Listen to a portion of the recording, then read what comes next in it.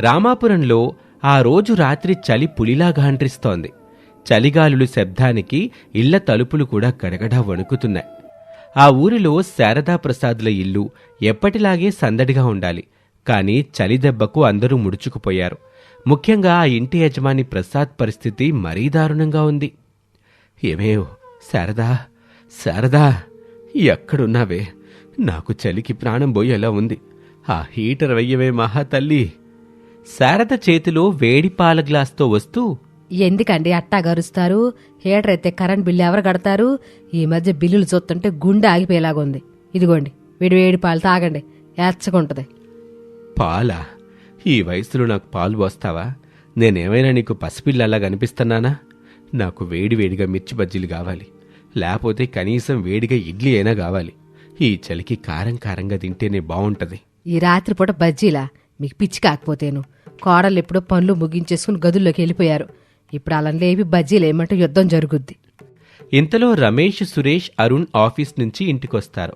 వాళ్ళు కూడా చలికి వణుకుతూ లోపలికొస్తారు. అబ్బా, ఏంటి నాన్న ఈ చలి? బండి మీద వస్తుంటే చేతులు గడ్డకట్టుకుపోతున్నాయి. అమ్మా, తినటానికేమైనా ఉందా? ఆకలి దరివేస్తుంది. అవునమ్మా, ఈరోజు ఆఫీస్లో క్యాంటీన్ కూడా బంద్. మధ్యాహ్నం సరిగా తినలేదు. ఇప్పుడు బిర్యానీ తిన్నా అరిగేలా ఉంది. నాకు మాత్రం వేడి దోశలు కావాలమ్మా. ఆనియన్ దోశ, పక్కన అల్లం పచ్చడి. ఆహా, తలుచుకుంటేనే నోరు ఊరిపోతుంది. మీ నాన్నగారే ఎక్కువ అనుకుంటే మీరు కూడా తయారయ్యారా? వంటింట్లో అన్నం పప్పు ఉందే, కావాలంటే తినండి. దోశలు బజ్జీలంటే ఇప్పుడు కుదరం. అప్పుడే అనామిక, అవని, అంజలి తమ గదుల్లో నుంచి హాల్లోకి వస్తారు. ఏవైందత్తయ్య, అందరూ లారుస్తున్నారు? ఏం లేదులే అనామిక, ఇలా చలికాలం పిచ్చి పట్టిందిలే. ఈ రాత్రిపూట హోటల్ రుచులు కావాలంట. హోటల్ రుచులా? వావ్, నాకు కూడా ఆకలిగానే ఉంది అత్తయ్య. అరుణ్, నువ్వు ఆన్లైన్లో ఆర్డర్ చేయొచ్చు కదా. నో ఛాన్స్ అంజలి, ఈ చలికి డెలివరీ బాయ్స్ ఎవరూ రావడం లేదు. అన్ని యాప్స్లో కరెంట్లీ అన్అవైలబుల్ అని చూపిస్తుంది. చూశారా, మనకే కాదు ఊళ్ళో అందరికీ ఇలాగే ఉండుంటుంది. ఈ చలిలో ఎవరైనా వేడివేడి అన్నం పెడితే దేవుళ్లా మొక్కుతారు. మావయ్య గారు చెప్పింది నిజమే. మనమే ఇంత ఆకలితో ఉంటే బయట పాపం లారీ డ్రైవర్స్, ప్రయాణికులు ఎంత ఇబ్బంది పడుతున్నారో. అనామిక, నీ బుర్రలో ఏదో లైట్ వెలిగినట్టుంది. ఏంటమ్మాది? మావయ్య, మన ఇంటి ముందు పెద్ద ఖాళీ స్థలం ఉంది కదా, అక్కడ మనం ఒక చిన్న రాత్రి హోటల్ పెడితే ఎలా ఉంటుంది? కేవలం రాత్రులు మాత్రమే వేడివేడి ఇడ్లీ, దోశ, బజ్జీలు వేసి ఇద్దాం. వాట్, హోటలా? మనం నడపాలా? అక్క, నీకు చలికి ఏమైనా మతిపోయిందా? ఆ పొగలో మంట ముందు ఎవరు నిలబడతారు?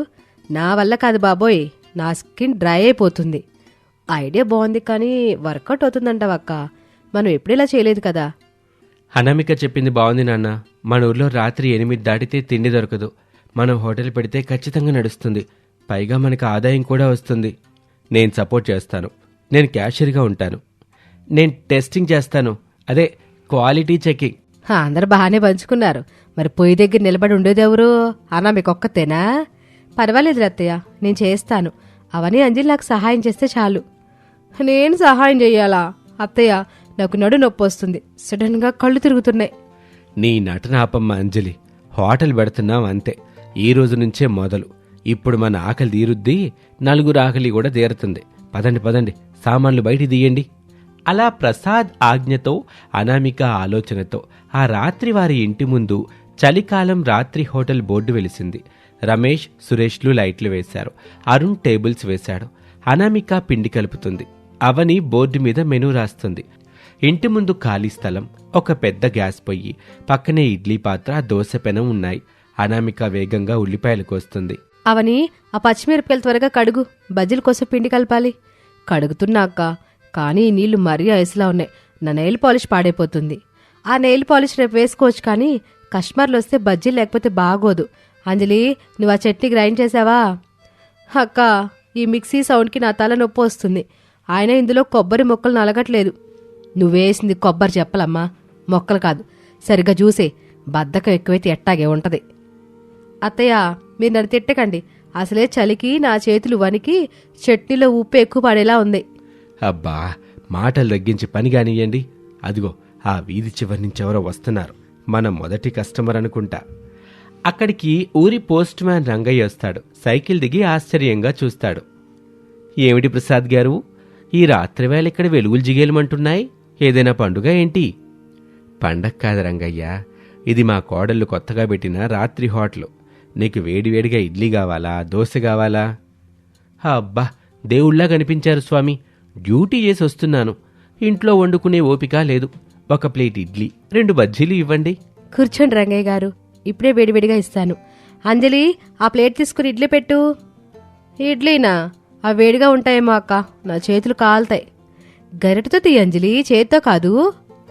అంజలి ముఖం ముడుచుకొని ఇడ్లీ ప్లేట్లో పెట్టి దానిమీద చట్నీకి బదులు సాంబార్ పోసి పక్కన బజ్జీ పెట్టి రంగయ్యకిచ్చింది. రంగయ్య ఆవురావురుమంటూ తిన్నాడు. ఆహా, ఏమి రుచి! అమ్మా అనామిక, నీ చేతిలో ఏదో మ్యాజిక్ ఉందమ్మా. ఈ చలిలో ఈ సాంబార్ ఇడ్లీ తింటుంటే స్వర్గం కనిపిస్తుందనుకో. చూసావా అంజలి, కస్టమర్ ఎంత సంతోషంగా ఉన్నాడో? అదే మనకు అసలైన లాభం. ఆయన సంతోషంగా ఉన్నారులే మావయ్య, కానీ నా కాళ్ళు లాగుతున్నాయి. ఈ సర్వింగ్ అవి నా వల్ల కాదు. నేను క్యాషియర్గా ఉంటాను. సురేష్ బాబు గారిని లేవమానండి. కుదరదు అంజలి, డబ్బులు లెక్క పెట్టడం కష్టమైన పని. నువ్వు సర్వింగే చెయ్యి. అప్పుడే ఒక లారీ వచ్చి అక్కడ ఆగుతుంది. అందులో నుంచి డ్రైవర్, క్లీనర్ దిగుతారు. వారి వెనక మరో 4 ప్రయాణికులు దిగుతారు. ఏమండి, భోజనం దొరుకుతుందా? బాగా ఆకలిగా ఉంది. భోజనం లేదండి, ఇడ్లీ, దోశ, బజ్జీలు, ఉప్మా ఉన్నాయి. ఏదో ఒకటి తల్లి, వేడిగా ఉంటే చాలు. అందరికీ తల 1 ప్లేట్ ఇడ్లీ, 2 ప్లేట్లు దోశలు వెయ్యండి. ఏంటి అంతమందికి అక్క? ఎన్ని దోశలు వేయాలంటే నా మేకప్ కరిగిపోద్ది. ఆ వేడి సేగ నా ముఖానికి తగలకూడదు. ఇప్పుడు మేకప్ గురించి కాదంజలి, బిజినెస్ గురించి ఆలోచించు. ఫాస్ట్గా ఆర్డర్స్ తీసుకో. ఒక్కసారిగా అక్కడ రద్దీ పెరిగింది. అనామిక వేగంగా దోశలు వేస్తుంది. అట్లకాడ తిప్పుతున్న ఆమె చేతి వేగం చూసి రమేష్ ముచ్చటపడ్డాడు. అవని ఫోన్లో క్యాలిక్యులేటర్ కొడుతూ బిల్లులేస్తుంది. అంజలి మాత్రం అటు ఇటూ తిరుగుతూ హడావిడి చేస్తుంది. ఏవండి, త్వరగా తినండి, ప్లేట్లు తక్కువగా ఉన్నాయి. మీరలా నమిలి తినుకుంటే ఎట్లా? మింగేయండి. ఏంటమ్మా, డబ్బులిచ్చి తింటున్నాం, ప్రశాంతంగా తినివ్వండి. ప్రశాంతత కావాలంటే ఇల్లు కట్టుకొని తినాలి. ఇది హోటల్, ఇక్కడ స్పీడ్ ముఖ్యం. ఏంటి ఆ మాటలో? కస్టమర్ తట్టగా మాట్లాడతారు. వెళ్ళి ఆ నీళ్ళ గ్లాసులు. అత్తయ్య, వాళ్ళు సాంబార్ తాగుతూనే ఉన్నారు, నేను పోస్తూనే ఉన్నాను. నా చేతులు నొప్పి పెడుతున్నాయి. రాత్రి 10 గంటలవుతుంది. జనం రద్దీ ఇంకా పెరుగుతూనే ఉంది. బజ్జీల పిండి అయిపోయింది, ఇడ్లీలు అయిపోయాయి. కేవలం దోశ పిండి మాత్రమే మిగిలింది. రమేష్ గారు, పిండి అయిపోవచ్చింది, జనమేమి ఇంకా వస్తూనే ఉన్నారు. ఏం చేద్దాం? పర్వాలేదనమిక, ఉన్నంతవరకు వెయ్యి. ఆ తర్వాత సోల్డ్ అవుట్ అని బోర్డు పెట్టేద్దాం. అప్పుడే ఒక పెద్ద కారొచ్చి ఆగుతుంది. అందులో నుంచి ఒక సూటు బూటు వేసుకునే వ్యక్తి దిగుతాడు. అతను ఆ ఊరి ఎమ్మెల్యేకి పిఏ. ఎవరిక్కడ ఓనర్? నేనేనండి, చెప్పండి సార్. ఎమ్మెల్యే గారు ఇటువైపుగా వస్తున్నారు. ఆయనకు ఆకలిగా ఉందంట. స్పెషల్గా ఏమున్నాయి? ఓహ్, ఎమ్మెల్యే గారా? అయితే నా స్పెషల్ ఐటమ్ అంజలిస్ ఎగ్ దోశ వేస్తాను. నువ్వాగంజలి, ఆయనకి ఏం కావాలో అడుగుదాం. మా సార్కి కారం దోశ కావాలి. నెయ్యి వేసి ఎర్రగా కాల్చాలి. పక్కన అల్లం చట్నీ ఉండాలి. 10 నిమిషాలు రెడీ అవ్వాలి. అలాగే సార్, 10 నిమిషాలు కాదు, 5 నిమిషాల్లో ఇస్తాం. అనామిక తన నైపుణ్యమంతా ఉపయోగించి అద్భుతమైన కారం దోశ వేసింది. నెయ్యి వాసన ఆ ప్రాంతమంతా గుప్పమంది. అంజలి మాత్రం ఆ దోశను తానే స్వయంగా తీసుకెళ్లి ఇవ్వాలని పట్టుబట్టింది. నేనే ఇస్తానక్క, ఎమ్మెల్యే గారు కదా, బహుశా నన్ను చూసి మెచ్చుకుని ఏదైనా టిప్పిస్తారేమో. జాగ్రత్త అంజలి, కాల్జారి పడకో. అంజలి స్టైల్గా నడుచుకుంటూ కారు దగ్గరికి వెళ్తుంది. కానీ చలికి ఆమె కాళ్ళు వణికి కారు డోరు దగ్గరే కాల్జారింది. ప్లేట్లోని దోశ ఎగిరి పిఏ మొహం మీద పడింది. దాంతో అందరూ ఒక్కసారిగా ఆశ్చర్యపోయారు. ఏంటమ్మా ఇది, కళ్ళు కనిపించటం లేదా? నా మొహానికి దోశ రాసావు? సారీ సార్, అది చలికి కాలు స్లిప్ అయింది. పిచ్చి పిచ్చిగా మాట్లాడితే హోటల్ మూయించేస్తారేమనుకున్నావో? అయ్యా, క్షమించండి అయ్యా, మా కోడలేదో తెలియజేసింది. అనామిక, ఇంకో దోశ వెయ్యమ్మ త్వరగా. అనామిక ఇంకో దోశ వేసి చాలా మర్యాదగా తీసుకువెళ్లి ఇస్తుంది. క్షమించండి సార్, మా చెల్లెలికి అలవాట్లేదు. ఇదిగోండి వేడివేడి దోశ, రుచి చూడండి. ఎమ్మెల్యే గారు దోశ తింటారు. చాలా బావుందమ్మా, ఈ మధ్యకాలంలో ఇంత మంచి దోశ తినలేదు. ఆ అమ్మాయిని ఏమీ అనకండి, చలికాలం కదా, పాపం వణికినట్టుంది. ఇదిగోండి డబ్బులు, మిగిలింది ఆ అమ్మాయికి టిప్ కింద ఉంచుకోమనండి అని ఎమ్మెల్యే 500 రూపాయలిచ్చి వెళ్తారు. డబ్బులు చూసి అంజలి ముఖం వెలిగిపోతుంది. చూసారా, నా వల్లే 500 రూపాయలు టిప్ ఇచ్చారు. నేను దోశ ఆయన పిఏ మొహాన్ని కొట్టకపోయి ఉంటే ఎమ్మెల్యే గారు బయటకు చూసేవారు కాదు. ఇదంతా నా ప్లాన్. నీ ప్లాన్ తగలయ్యా, కొంచెంలో హోటల్ సీజ్ అయిపోయేది. ఏదైతేనే అంజలి వల్ల లాభమే వచ్చింది కదా. ఇక రాత్రి 11 గంటలయింది. అందరూ సామాన్లన్నీ సర్దుతున్నారు. అందరూ అలసిపోయి ఉన్నారు. కాని మొహాల్లో సంతృప్తి ఉంది. ఈరోజు ఎంతొచ్చింది రాబడి? ఖర్చులు పోను అక్షరాల 5,000 రూపాయల లాభం నాన్నా. ఆ మాటకి అందరూ ఆశ్చర్యంగా వావ్ అన్నారు. ఒక్క రోజులో 5,000 అంటే నెలకి 1,50,000. అంటే నేను లక్షాధికారిని అన్నమాట. రేపే వెళ్ళి కొత్త పట్టుచీర కొనుక్కుంటా. ఆగవే అంజలి, ఈ కష్టమంతా అనామిక అక్కది. తను పోయి దగ్గర కదలకుండా నిలబడింది కనుకే ఇంత డబ్బులొచ్చాయి. అవును, అనామిక లేకపోతే ఈరోజు మనం ఈ హోటలే నడిపేవాళ్ళమే కాదు. అలా అనకండి, అందరం కలిసి పనిచేశాం. అవని బిల్డింగ్ చూసింది, అంజలి సర్వింగ్ చేసింది, మామయ్య అత్తయ్య తోడుగా ఉన్నారు. ఇది మనందరి విజయం.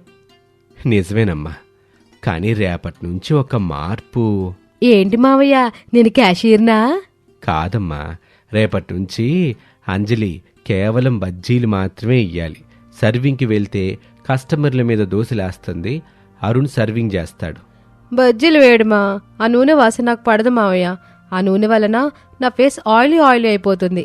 పడకపోతే ఇంట్లో కూర్చో, లాభంలో నీకు వాట రాదు. లేదు లేదు అత్తయ్య, బజ్జీలు వేయడం నాకు చాలా ఇష్టం. బజ్జీలు రాని నవ్వుతాను చూడండి. ఆ మాటకి అందరూ నవ్వుతారు. ఆ రాత్రి ఆ కుటుంబం అంతా కలిసి భోజనం తింటూ కబుర్లు చెప్పుకుంటున్నారు. చలి బయట ఎంత ఉన్నా ఆ కుటుంబం మధ్య ఉన్న ఆప్యాయత అనే వెచ్చదనం ముందు ఆ చలంతా ఓడిపోయింది. అనామిక ఓపిక, అవని తెలివి, అంజలి అల్లరి, అత్తమామల ప్రోత్సాహం ఇవన్నీ కలిస్తేనే ఆ రాత్రి హోటల్ విజయవంతమయ్యింది. మావయ్య, రేపు మెనూలో ఉల్లిపాయ పెసరట్టు పెడదామా? హోస్, పెట్టేద్దాం తల్లి. నువ్వేం చేసినా అమృతమేగా. నేను పెసరట్టు మీద ఉప్మా వేస్తాను మావయ్య. నువ్వు ఉప్మా తినకుండా ఉంటే మాకు అదే చాలా అంజలి, కస్టమర్లకి మిగులుతుంది. ఆ మాటకి అంజలి ముఖం మార్చుకుంటుంది. మిగతా వారు హాయిగా నవ్వుకున్నారు. ఇది వాళ్ళటి కదా. మరొక ఆసక్తికర కథలో మళ్ళీ కలుద్దాం. అంతవరకు సెలవు, నమస్తే. రామాపురంలో శారదా ప్రసాద్ దంపతులను గ్రామస్తులంతా ఆది దంపతులు అని అంటారు. ఎందుకంటే శారద అంత లక్షణంగా తన పరిసరాలను చూసుకుంటూ ఉంటుంది. ఇంటిని శుభ్రంగా ఉంచుకుంటుంది. పశువుల్ని ప్రతిరోజు శుభ్రం చేసి వాటిని పూజిస్తుంది. దైవ భక్తి ఎక్కువగా ఉండే శారదకు అనామిక, అంజలి, అవని అనే 3 కోడళ్ళు ఉండేవారు. ఒకరోజు శారదకు అనారోగ్యం చేసింది. అమ్మా అనామేక, కాస్త జ్వరం వచ్చినట్టుందమ్మా. ఇంటి పనులండి కాస్త చూసుకో. అంజలి, అవనికి కూడా చెప్పు. పొరుగురికెళ్ళి ఆసుపత్రిలో చూపించుకుని వస్తా నేను. అయ్యో అత్తయ్య, మీరు ఆసుపత్రికి వెళ్ళరండి, నేను ఇంటి పనులు చూసుకుంటాను. అమ్మా అంజలి, అవనే ఎటరండి, ఒకసారి మీతో మాట్లాడాలి. నేను చెప్తానండి అత్తయ్య. వద్దులే అమ్మా, నేనే మీకు పనులు అప్పగించి వెళ్తాను. అప్పుడెవరికి ఏ సమస్య ఉండదుగా. అలా శారద, అనామికలు మాట్లాడుకుంటారు. శారద 2-3 సార్లు పిలిచినా అంజలి, అవని అక్కడికి రాలేదు. కాసేపటి తర్వాత శారదే స్వయంగా అంజలి ఉన్న గదికి వెళ్తుంది. అక్కడికెళ్ళి చూస్తే అంజలి గురక పెట్టి నిద్రపోతూ ఉంటుంది. అమ్మా అంజలి, నిన్నేనమ్మా పిలుస్తున్నానుగా. ఇందాకటి నుంచి పిలుతుంటే పలకవేంటి? అత్తయ్య పిలిచారా? నేను ఇంకా కళ్ళ మీరు పిలుస్తున్నారేమోనని అనుకున్నాను. నేను ఆసుపత్రి వరకు వెళ్ళొస్తాను. నువ్వు ఈరోజు పశువులను శుభ్రం చేయి, వాటికి మేత ఇయ్యాలి, సరేనా? అలాగే అత్తయ్య. ఇక అంజలితో మాట్లాడిన తర్వాత అక్కడి నుంచి పక్క గదిలో ఉన్న అవని దగ్గరికి వెళ్తుంది శారద. అవని కూర్చుని నిద్రపోతూ ఉంటుంది. అది గమనించిన శారద, అమ్మా అవని, అవని ఏంటి తల్లి నువ్వు కూర్చొని నిద్రపోతున్నావు? అయ్యో అత్తయ్య, ఇది నిద్ర కాదు, నేను ధ్యానం చేస్తున్నానులేండి. మీకు ఇది నిద్రలాగా కనిపిస్తోంది. సర్లేండి, అదంతా వదిలేయండి. ఏదో మీరు చెప్తున్నట్లున్నారు. పాయసం చేయమనే కదా చెప్పారు నాకు. ఇప్పుడే క్షణంలో చేసేస్తాను అత్తయ్య. అబ్బే, నేను ఎక్కడ చెప్పానమ్మా. అయినా పాయసం తినే సమయం అమ్మా ఇది. నువ్వు నిద్రమత్తులో ఉండి ఏదేదో మాట్లాడుతున్నావు. నాకు నీ పరిస్థితి అర్థమైందిలే. అరే, నేనేం నిద్రపోలేదు అత్తయ్య, నేనేం నిద్రపోలేదు. నాకు అసలు ఒంట్లో బాగాలేదమ్మా, ఆసుపత్రికి వెళ్తున్నాను. నువ్వు ఈరోజు పెరట్లో ఉన్న మొక్కలకు నీళ్లు పెట్టమ్మా. అలాగే అత్తయ్య, మీరు క్షేమంగా వెళ్ళరండి. నేను కాసేపటి తర్వాత మొక్కలకి నీళ్లు పట్టేస్తాను. అలా 3 కోడళ్లకు పనులప్పగించి అక్కడి నుంచి బయలుదేరుతుంది శారద. శారద చెప్పినట్టుగానే అనామిక ఇంటి పనులు మొత్తం చేసేస్తుంది. అంజలి మాత్రం అవని దగ్గరికి వెళ్తుంది. అవని గురక పెట్టి నిద్రపోతుంటే లేపుతుంది. అత్తయ్య నీకు ఏ పని చెప్పింది? మొక్కలకి నీళ్లు పట్టమని చెప్పింది. అయితే మొక్కలకి నీళ్లు పట్టకుండా నిద్రపోతున్నావే? అదిగో ఆకాశం వైపు చూసావా? మబ్బులు కమ్ముకొనున్నాయి. మరి కాసేపట్లో వర్షం పడుతుంది. వర్షం పడితే ఇక మొక్కలకి నీళ్లు పట్టాల్సిన పని ఉండదు కదా. అందుకే సమయం వృధా చేయకుండా నిద్రపోతున్నాను. నువ్వే మధ్యలో వచ్చి నా నిద్రని చెడగొట్టు. అయితే నిద్రపో తల్లి, నిద్రపో. నా సంగతి సరే, అత్తయ్య నీకేం పని చెప్పిందో? నన్ను పశువుని శుభ్రం చేయమని చెప్పింది, వాటికి మేతేయమని చెప్పింది. సరేలే, నేను వెళ్ళి ఆ పనులు చేసుకోవాలి, నువ్వు నిద్రపో అని చెప్పి అంజలి అక్కడి నుంచి తన గదికి వస్తుంది. పశువుల్ని తలుచుకొని, ఇప్పుడు ఆ పశువుల్ని కడగాలంటే నా వల్ల ఏ పని కాదు. అయినా ఆ ఆవని చెప్పినట్లు కాసేపట్లో వర్షం వచ్చేస్తుంది కదా, వాటిని శుభ్రంగా ఉంచాల్సిన పని లేదు. వర్షంలో తడిస్తే మొత్తం కడిగినట్లుగా అనిపిస్తుంది. ఇక మేత అంటావా? సాయంత్రం ఎలాగో మరోసారి వాటికి మేత వేస్తుంది కదా అత్తయ్య. ఇప్పుడు మనం వేయాల్సిన పని లేదులే, మనం కూడా కాసేపు పడుకుందాం. అలా అనుకుని అంజలి కూడా నిద్రలోకి జారుకుంటుంది. ఇక అనామిక మాత్రం ఇంటి పనులు పూర్తి చేసి వంటగదిలోకి వెళ్ళి వంట పని కూడా చేస్తుంది. మధ్యాహ్నం వేళకు శారద ఇంటికి చేరుకుంటుంది. ఇంటికొచ్చి చూస్తే పశువులు అలాగే ఉంటాయి, మొక్కలకి నీళ్లు పోయలేదు. శారదకి కోపం తన్నుకొస్తుంది. వెంటనే ముగ్గురు కోడళ్లను గట్టిగా కేకలు వేసి పిలుస్తుంది. అందరూ శారద ముందుకు వస్తారు. అంజలి, అవని, నేనేం చెప్పాను మీరేం చేశారు? ఇప్పుడు కూడా నిద్రపోతానే ఉన్నారా?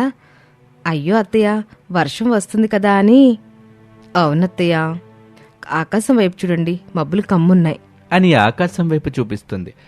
ఎండ దగదగలాడిపోతూ ఉంటుంది. అది చూసి షాక్ అవుతుంది అవని. ఇందాక వర్షం వచ్చినట్లుంటేను ఆకాశంలో మబ్బులు కమ్మడం కాదు, మీ కళ్ళు మసక బారడం వల్ల అట్ట అనిపిస్తుంది మీకు. ఇట్లా బద్ధకంగా సోమరిపోతుల్లాగా తయారయ్యారేంటమ్మా మీరు? ఊరంతా నన్ను ఆదర్శంగా తీసుకుంటుంది, కానీ మీరు మాత్రం నా మాట అసలు లెక్క చేయరు కదా. శారద అలా మాట్లాడుతుంటే అప్పుడే అక్కడికి శారద భర్త ప్రసాద్ వస్తాడు. శారద తన ముగ్గురు కోడళ్లను నిలబెట్టి మాటలు అనటం వింటాడు ప్రసాద్. అబ్బబ్బా శారద, జరిగిందేదో జరిగిపోయింది. ఇక మీదట జరగాల్సిన సంగతి చూడు. కోడళ్ళని అనటం వల్ల ఇప్పుడేం వచ్చుద్ది చెప్పు? సరే వెళ్ళండి, వెళ్ళి మీ పనులు మీరు చూసుకోండి, ఇక నేనే అన్ని పనులు చేసుకుంటాను అంటూ శారద కోపంగా అక్కడి నుంచి వెళ్తుంది. అనామిక తన అత్త శారదకు, మామగారు ప్రసాద్కు భోజనం వడ్డిస్తుంది. అత్తయ్య, ఆసుపత్రిలో ఏం చెప్పారు అత్తయ్య? మందులేమన్నా ఇచ్చారా? ఇచ్చారమ్మా, ఇది చలి జ్వరం అంట, కాస్త జాగ్రత్తగా ఉండమని చెప్పారు. నా తర్వాత ఈ ఇంటిని కాపాడాల్సింది నువ్వేనమ్మా. నేను చెప్పినట్లుగా ఇంటి పనులు చేసావు, ఆలలాగా సోమరితనంతో ఉండలేదు. ఇదిగో అనామిక, నువ్వన్నా అలా కాస్త చెప్పచ్చు కదమ్మా. అలా బద్ధకంగా ఉంటే ఎట్టా వాళ్ళు? కనీసం వాళ్ళ బట్టలైనా ఉతుక్కోవడం లేదు కదా. ఆ బట్టలు కూడా సరిగ్గా ఉతుక్కోవడం లేదు వాళ్ళు. ఆ అంజలి అయితే వారం రోజుల నుంచి ఒకే చీరతో కనిపిస్తుంది. ఇక అవని దగ్గరైతే ఒకటే దుర్వాసన వస్తుంది. స్నానం అన్న చేస్తున్నారో లేదో వాళ్ళు. అత్తయ్య, నేను వాళ్ళిద్దరికి నచ్చి చెప్తాను, మీకు ఆరోగ్యం బాలేదు, వెళ్ళి విశ్రాంతి తీసుకోండి. అలా అనామిక తన అత్తమావళికి నచ్చజెప్తుంది. ఆ రోజు అలా గడుస్తుంది. మరుసటి రోజు కోడళ్ళందరినీ గుడికి తీసుకువెళ్ళటానికి తయారవ్వమని శారద చెప్తుంది. మనం అంతా కలిసి గుడికి వెళ్ళి ఎన్ని రోజులైందో, ఈరోజు అందరం కలిసి వెళ్దాం. వెళ్ళి తయారయ్యారండి. అలాగే అత్తయ్య, క్షణంలో తయారై వచ్చేస్తాను. మేము కూడా వచ్చేస్తాం అత్తయ్య. అలా అనామిక తన గదిలోకి వెళ్తుంది. అంజలి, అవనిలు తమ తమ గదుల్లోకి వెళ్తూ ఉండగా అవనికి సందేహం కలుగుతుంది. పక్కనే ఉన్న అంజలితో ఇలా అంటుంది. అవునక్క, ఆ గుడికి వెళ్ళడం వల్ల మనకే కదా నష్టం. ఇక్కడి నుంచి నడుచుకుని వెళ్ళాలి, అక్కడ ప్రదక్షిణ చేయాలి, పూజారి ప్రసాదం పెట్టే వరకు ఉపవాసం ఉండాలి. దానివల్ల మన ఆరోగ్యానికి చాలా నష్టం కదా. ఇక్కడే ఉంటే ప్రశాంతంగా తినేసి నిద్రపోవచ్చు. అవునవును, నువ్వు చెప్పింది మంచి విషయమే కదా. మరి అక్కడికి వెళ్లకుండా ఏం చేయగలం మనం? నాకు కళ్ళు తిరుగుతున్నాయని చెప్తున్నాను, నాకు నీరసంగా ఉందని చెప్తాను. అలా ఇద్దరు కోడళ్ళు తాము అనుకున్నది అనుకున్నట్టుగా శారదకు వెళ్లి చెప్తారు. శారద వారి మాటలు నమ్మి ఇంట్లోనే ఉండమని చెప్తుంది. సర్లే, మీరిద్దరు ఇంట్లోనే జాగ్రత్తగా చూసుకోండి, మేము తొందరగా వెళ్ళొచ్చేస్తాం. అలాగే అత్తయ్య. అలా అవని అంజలికి చెప్పి శారద, అనామికలు గుడికి వెళ్తారు. దేవాలయంలో అనామిక కళ్ళు తిరిగి పడిపోతుంది. నాడీ పట్టుకుని చూసి శారద చాలా సంతోషిస్తుంది. నేను నానమ్మను కాబోతున్నా, అనామిక నువ్వు తల్లివి కాబోతున్నావు. తీయటి వార్త చెప్పారత్తయ్య, నాకు చాలా సంతోషంగా ఉంది. ఇంటికి వెళ్ళి అందరికి చెప్పాలి, పదమ్మ వెళ్దాము. అలా శారద, అనామికలు ఇంటికొచ్చి చూసేసరికి ఇంట్లో ఉండాల్సిన వస్తువులు, సామాన్లు ఏమీ ఉండవు. ఇంతలో అక్కడికి ప్రసాద్ పరుగునొస్తాడు. ఇదిగో శారద, మనూళ్ళోకి దొంగలు పడ్డారంట. చాలా ఇళ్లలో దొంగతనాలు జరిగినాయంట. ఇంట్లో వస్తువులు, సామాన్లు అన్నిటినీ ఖాళీ చేసేశారంట. అందులో మన ఇల్లు కూడా ఒకటి ఉందండి. ఇట్ట చూడండి, మీకే తెలుసుద్ది. అయ్యో, ఇల్లంతా ఏంటి ఎంత ఖాళీగా ఉంది? ఆ దొంగ వెధవలు మన్నింటిని కూడా దోచుకెళ్లారా? అయినా అంజలి అవని ఏం చేస్తున్నారు? అమ్మ అవని, అంజలి. శారద కేకలు వేస్తూ అరవటంతో అంజలి అవని ఇద్దరూ నిద్రలేచి పరుగున బయటకొస్తారు. ఇంటిని చూస్తే ఇల్లు మొత్తం ఖాళీగా ఉంటుంది. ఏంటత్తయ్య, ఇంటిని ఖాళీ చేయించారా? మనం వేరే ఇంటికి వెళ్తున్నాం అత్తయ్య. ఆపండమ్మా, మిమ్మల్ని చూస్తుంటే నాకు కొట్టేద్దామనుంది, కానీ అట్ట చేయను. చూశారుగా, ఇంట్లో దొంగలు పడ్డారు. ఇంట్లోని సామాన్లన్నింటినీ కాజేశారు. మీకు అదే పనిగా చెప్పిల్లేగా ఇంటిని జాగ్రత్తగా చూసుకోమన్నా. కానీ మీ సోమర్తనం వల్ల ఇప్పుడు ఎంత పని జరిగిందో చూడండి. అందరూ శారద కోడళ్ళు చాలా తెలివైనాళ్ళని అంటారు, కానీ మీ వల్ల మా పేరు పోతుందనిపిస్తుంది. మీ పుట్టింటాలు ఇదేనమ్మని మీకు నేర్పింది. నిద్రపోవడం తప్ప ఇంకో పని రాదు మీకు. రేపు మేం ప్రాణాపాయ స్థితిలో ఉన్నా కూడా మీరు ఇలాగే చేస్తారుగా. ఇంటి పెద్ద కోళ్ళనా ఆమెక తల్లి కాబోతుంది. ఎంత శుభవార్తది, చాలా సంతోషంగా ఉంది. కానీ మీరు చేసిన పని వల్ల ఇప్పుడు ఊర్లో తలెత్తుకుని తిరగలేను. క్షమించండి అత్తయ్య, క్షమించండి. ఇంకెప్పుడు ఇలా జరగనివ్వం. ఇంకోసారి సోమర్తనంగా వ్యవహరించం అత్తయ్య, మమ్మల్ని క్షమించండి. ఇక జాలమ్మా, మీ మాటలేని ఓపిక నాకు లేదు. కొన్నాళ్ళ పాటు మీరు మీ పుట్టింటికి వెళ్ళండి. మీ పుట్టింట్లో ఎన్నాళ్ళు నిద్రపోతారో పోండి. కానీ ఇక్కడికి వచ్చిన తర్వాత మాత్రం మీరు మీ సోమరిపోతనాన్ని గోమం బయట వదిలిపెట్టి రావాలి. ఇప్పుడైతే వెళ్ళిపోండమ్మా. అలా శారద తన కోడళ్ళు ఎంతగా బ్రతిమిలాడుతున్నా సరే వినిపించుకోకుండా వారిని పుట్టింటికి పంపించేస్తుంది. సోమరిపోతు కోడళ్లకు సరైన బుద్ధి రావాలని అలా చేస్తుంది శారద. మరోవైపు తన పెద్ద కోడలు అనామికను మాత్రం జాగ్రత్తగా చూసుకుంటుంది. గర్భవతి కోడలికి అన్నీ వండి పెడుతూ ఆనందపడుతూ ఉంటుంది.